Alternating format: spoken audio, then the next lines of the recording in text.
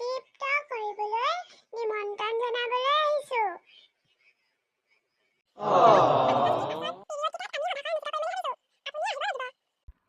আও বৰ ভাল কথা ভাবিছ তহঁতে। বাৰু মই যাম। পিছে কচোন ভূপেন হাজৰিকাদেৱৰ জন্ম কেতিয়া হৈছিল?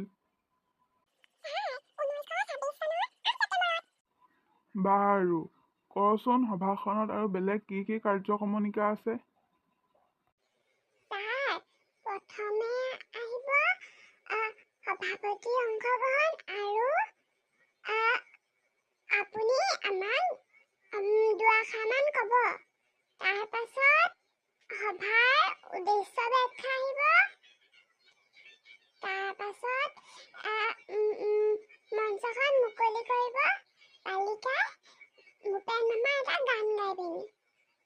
তাৰ পাছত আৰু 2-3জনীমান ছোৱালীয়ে ভাষণ দিব ভূপেন হাজৰিকাৰ ওপৰত, মানে ভূপেন হাজৰিকাদেৱৰ জন্ম মৃত্যু, তেওঁৰ কৰ্মখিনিৰ ওপৰত, কৰ্মৰাজিৰ ওপৰত বক্তৃতা দিব।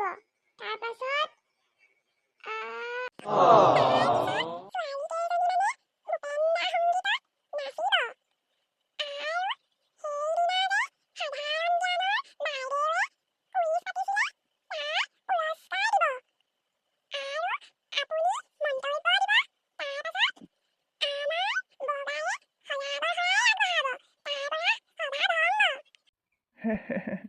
চববোৰ ছোৱালীয়ে কৰিব নেকি? তহঁতি ল'ৰাবোৰে গান গাব নাচিব নাজান নেকি?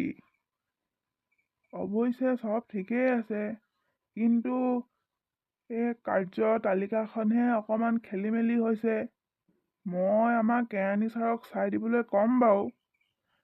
তহঁতে সময়ত চকীদাৰ ছাৰক ঘণ্টাটো বজাই দিবলৈ কবি। স্নেহে আমাৰ শত শ্ৰাৱণৰ ধাৰাসাৰ